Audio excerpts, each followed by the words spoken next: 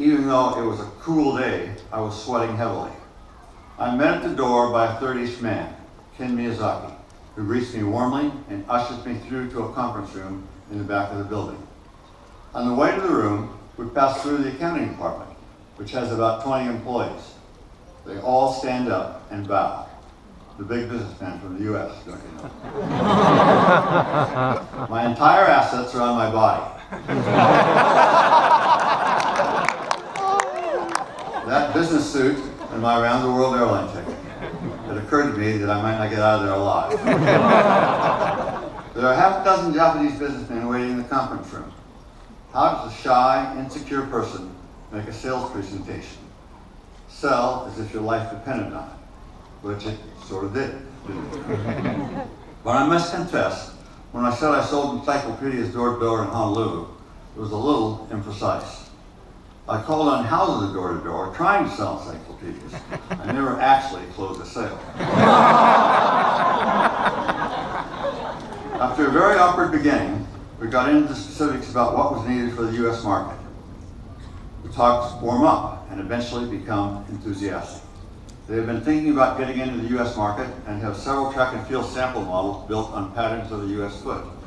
They have an all-purpose model they call the limber up. They have a high jump model called the spring up. And a shot discus shoe they call the throw up. I might be able to help.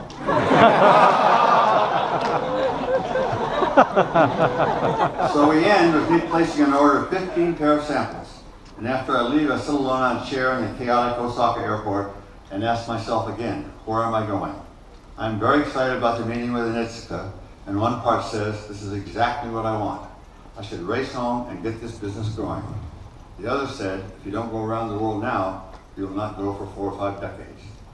I flew to Hong Kong, which is a good thing. The samples didn't arrive for 14 months.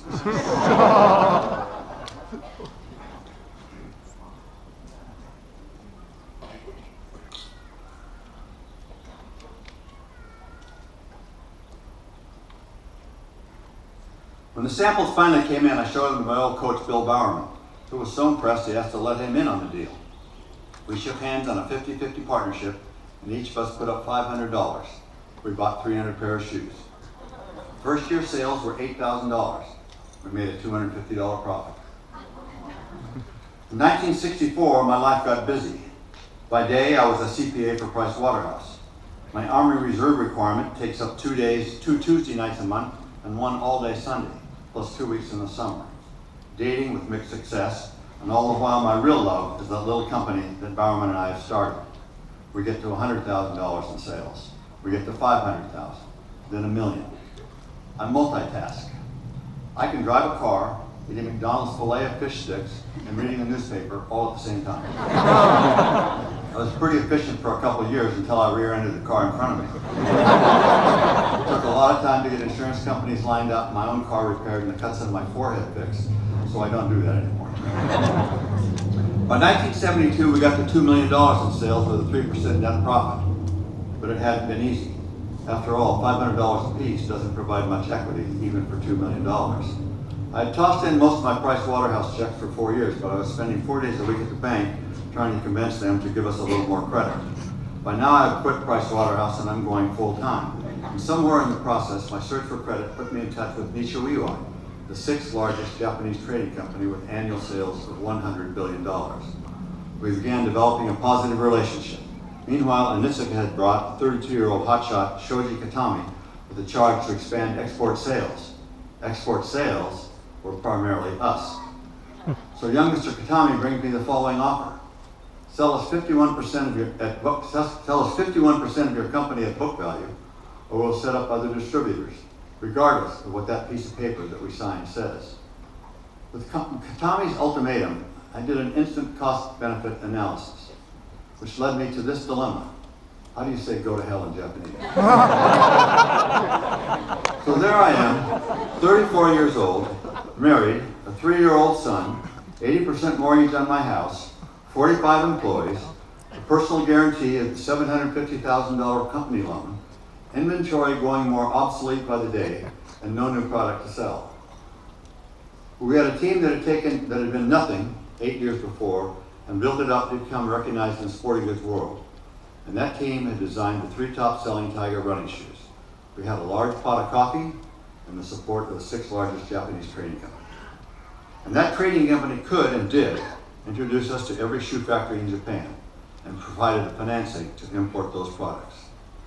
But then there was the little matter of the lawsuits, plural. One in the US, one in Japan. I get my cousin, Doug Hauser, Stanford Law, 1960, to take our case on a contingent fee. It took 3 years. We won both suits. Meanwhile, we paid $35 to a graphic arts student at Portland State College to give a rendition of the side logo on the shoe, the logo now called the swoosh. Years later, she was interviewed by the Portland Oregonian, and they asked her what her second biggest project was. She answered, wallpaper for a Walla Walla motel. We had each of the 45 employees submit a suggestion for a brand name. Jeff Johnson, 1963 Stanford graduate, who I had met on a workout at Angel Field, and who was our first employee, submitted the name Nike. Well, I said, I don't really like it that much, but it's better than any of the other 44. Hopefully it would grow on us. We were no longer limited to track and field shoes, so we brought in wrestling shoes, tennis shoes, basketball shoes as well. Sales grew to $3.2 million, but we had our first ever loss. Plus one other little problem. We got kicked out of our bank.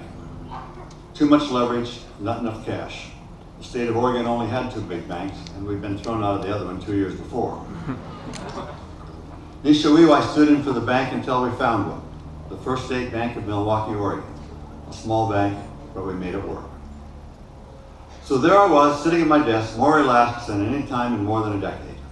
In the period between getting cut off by Tiger and establishing a banking relationship with the First State Bank of Milwaukee, Oregon, sales, mainly through the introduction of the running shoe with a waffle sole, had risen to $25 million with solid profitability. Oh yes.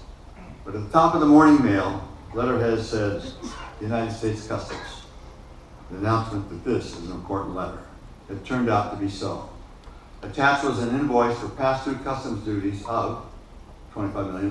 The exact same number as our total sales for the year.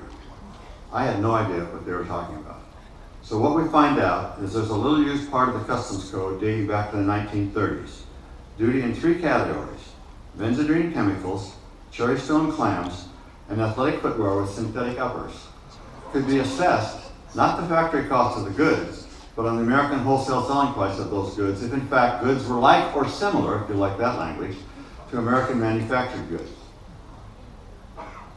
So here comes this invoice.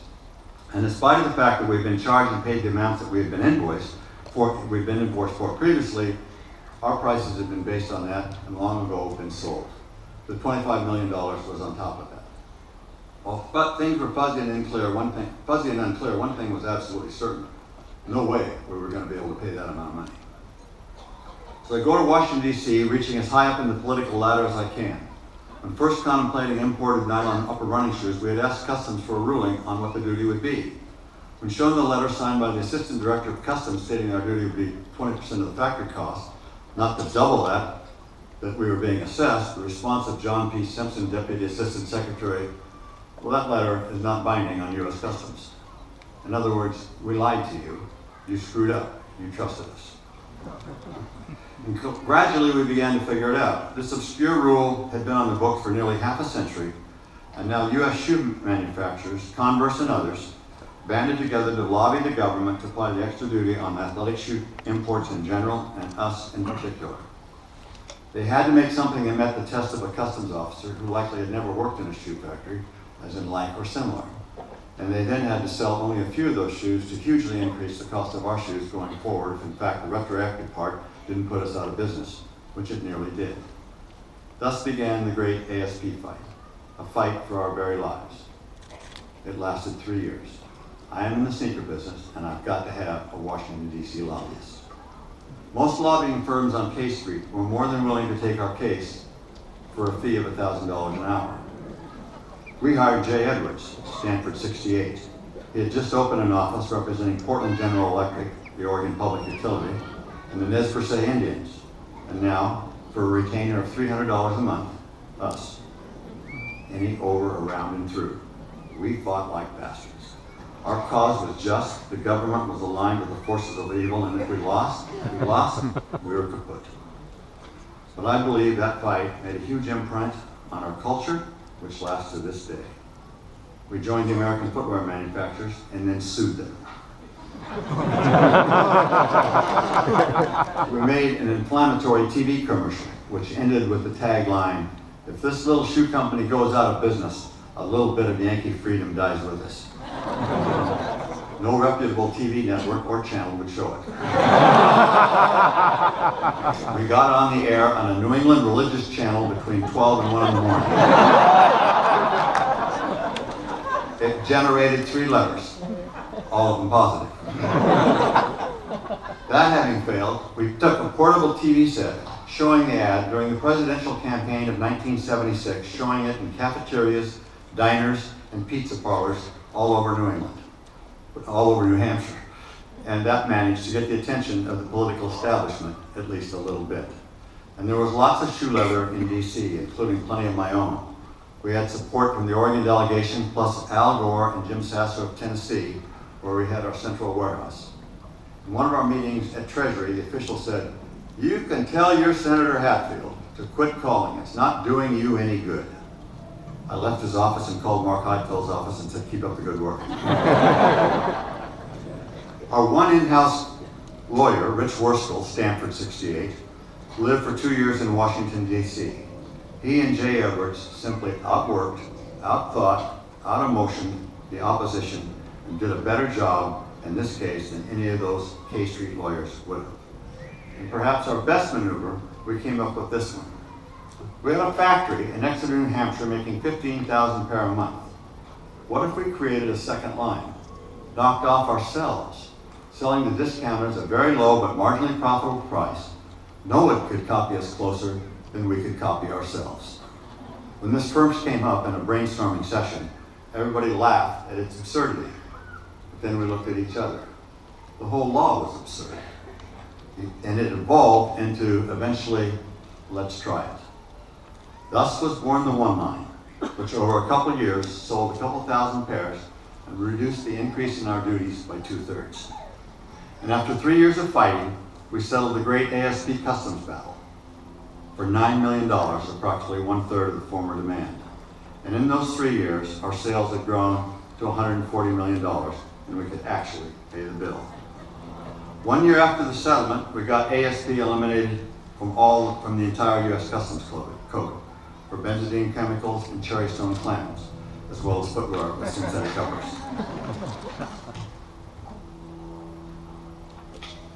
While we reached the critical mass to go public, all during the ASP years, we could not go public because we could not accurately report earnings, which were very materially affected by the ultimate ASP resolution. With the resolution of ASP, a public offering was open to us. And in December 1980, we did just that. And from that point, the only thing standing in the way of real success, of having our dreams come true, was ourselves. I don't really like lessons learned type lectures, but there have been a few along the way. And on this special occasion, I can't help myself. Indulge me, I'll not be doing this again. Now that you have graduated, the goal should not be to seek a job or even a career, but to seek a calling. That search has just begun. Now that you have graduated, the goal should not be to seek a job or even a career, but it should be to seek a calling. In your time here, you've probably gone through 50 or 100 different case studies. In the years ahead, you'll probably go through thousands more. Those case studies are not about decision making, not even about judgment. They're about a search for wisdom. I have in my travels occasionally met promising young people who insist they are not going to ask for help along the way. They want to figure it out themselves. Mine was the opposite approach. It is hard enough out there. Get all the help you can. Getting help really is just a part of a lifelong search for wisdom. Here are just a few of the people who stooped to help us along the way. And all but one of the following began their help before we were ever a public company. Chuck Robinson, Deputy Secretary of State to Henry Kissinger. Jill Conway, president of Smith College. Dick Donahue, at 28 years old, the congressional liaison for John Kennedy. Ralph D'Annunzio, president of the New York Stock Exchange. Tom Paine, the executive director of NASA. Masaru Hayami, the president of Nisho Iwai. As we increased our volume, we became Nisho Iwai's most profitable customer in the world, which got me into meetings with their CEO. We developed a friendship, and for 5 years in a row, I spent a weekend with him and his wife at their beach cabin near Atami, which wasn't just a pleasant weekend, it was also a tutorial on business and leadership. 2 years after he stepped down from Nisho, Masaru Hayami was named the governor of the Bank of Japan, which is the Federal Reserve of Japan. He was there with Ben Bernanke.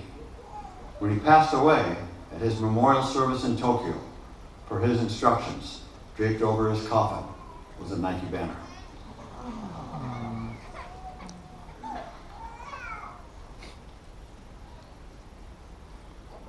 And don't be afraid to come back to the school that spawned you. Frank Schellenberger always raised my spirits when I was feeling low and wanted to get a hold of it. Bob Davis and Mike Spence each spent 10 years on the Nike board of directors. And there are a couple other lessons. 2 9s working together will beat 2 10s working for their own careers every time. Ability and desire must always trump money and power. If you can't get financing, don't be afraid to go 7,000 miles from home. Government is part of business, any business. There is such a thing as managing creativity, and dare to take chances, lest you leave your talent buried in the ground. And where there is no struggle, there can be no art. And finally, there is this thought. 10 years from now, the first of you will be asked to give the commencement speech to what will then be the finest class in the school's history. You'll be a bit torn. You are multitasked to the max. 2 kids. One has an ear infection and needs to get to the doctor right away. Your husband is more needy than usual, and he has a flight